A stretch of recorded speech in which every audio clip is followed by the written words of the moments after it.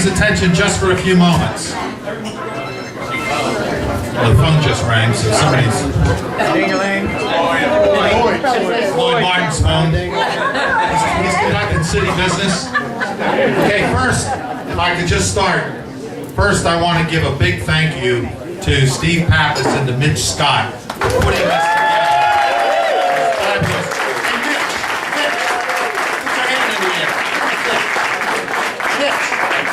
Put your hand in the air. Mitch Scott, we want to thank him and Steve so much for putting this together.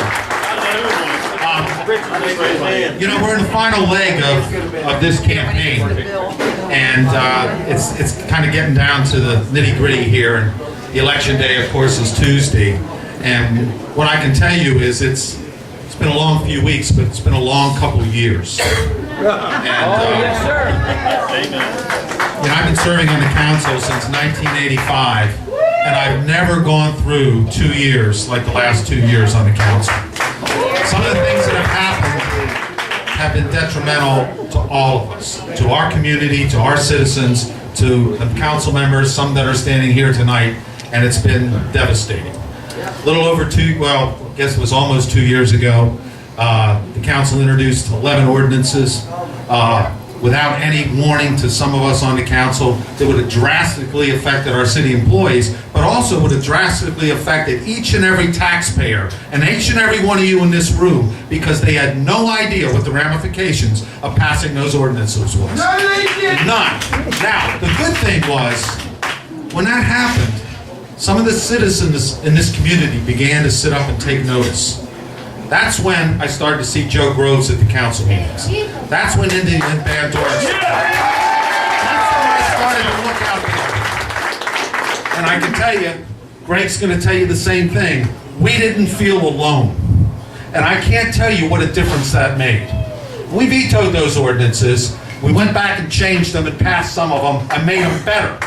But it's because you were there.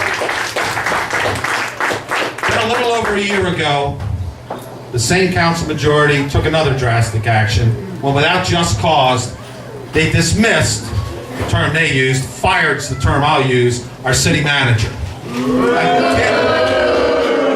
Again, I looked out into the audience and I saw the citizens for Ocean City. And I saw people come into those chambers and pack those chambers and let everybody know how unhappy they were with the way things were being handled. It's not just the decisions, it's how they were being handled and how that was affecting all of us. And what I can tell you is, the thing that got us through that were all of you.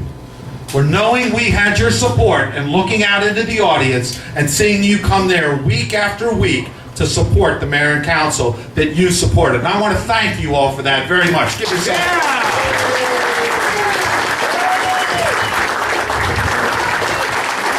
Now we have an opportunity to change things. Now we're going to move forward. We're not going to keep going backwards.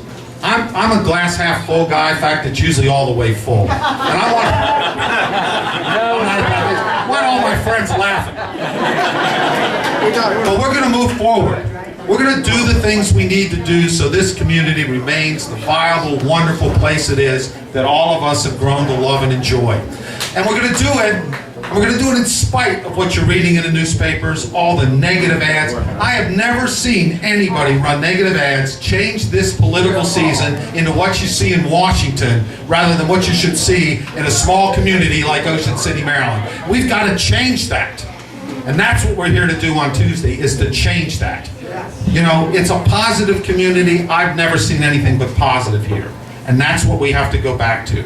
And to do that, you have to elect the people that can restore the trust and the integrity to our Ocean City government.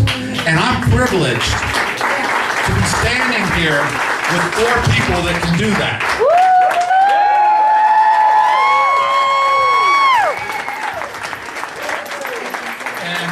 And I'm very happy to be standing here with them, and I've served with each and every one of them in one capacity or another. And I can tell you what considerate, well-thought people they are and how much they care about each and every one of you. So running for re-election, one of the most prepared people I've ever served with, and certainly somebody that everybody knows that's out and about in this community. And when she speaks at a council meeting, everybody listens because you know she knows what she's talking about. It's from her heart. and it's also because she knows it, and that's Mary Knight.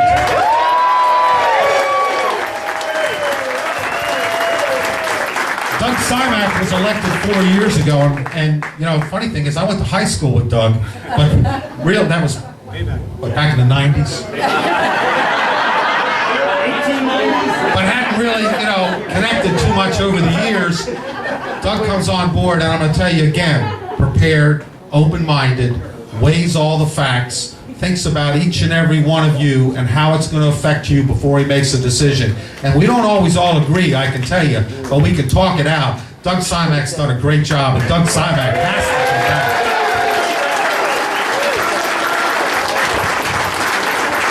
You read a lot of things in the newspaper, and I will backtrack a little bit, all the things the so-called self-appointed council majority has done, and all the things they've done to save the town of Ocean City money. Well, I can tell you the fact is, those things were all done before 2010, before this council majority was even in office. And they were done under the leadership of then council president Joe Mitrecic. And Joe,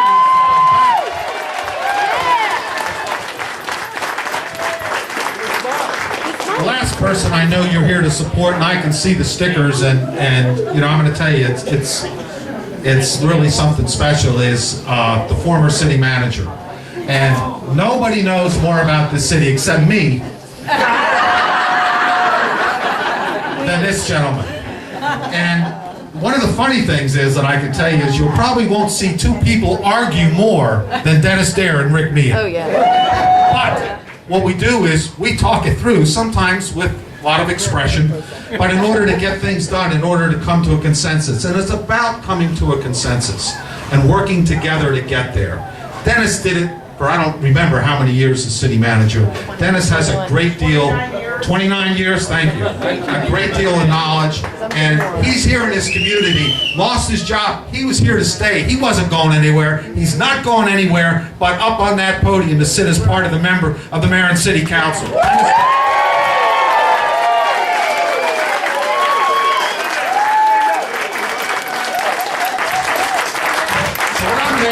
Every one of you to do tonight. And I can't tell you how wonderful it is to see all of you here. And really, this is a cross-section of our community. This is a fabulous group. It's diverse. It's from every neighborhood. Montego Bay, Cane Woods, Little Salisbury, downtown. I've been talking to all of you. Yeah. 94th Street, 32nd Street. Everybody is here representing their communities. And that's 75th Street. Anybody here from Pennsylvania? That's what Batman always asks. But the good thing is, you're all here together, and I'm looking and everybody's smiling, and everybody feels good about being here because they feel good about why they're here. Now what we're going to ask you to do is to go out between now and Tuesday and talk to your friends, talk to your neighbors, make sure they go out and vote. You know, in the last election, we lost the most important seat we've ever lost because people thought that gentleman didn't have any problem because he had done such a good job. And that's what happens. We need to make sure, ask your neighbors if they voted. Go up and ask them. Touch everybody. If everybody in this room makes sure 10 people vote, everybody here gets elected. That's what we need to do. Yes. We need to do it with you. You're our partners. We're here to work for you. Let's go out and win the election on Tuesday for all of you.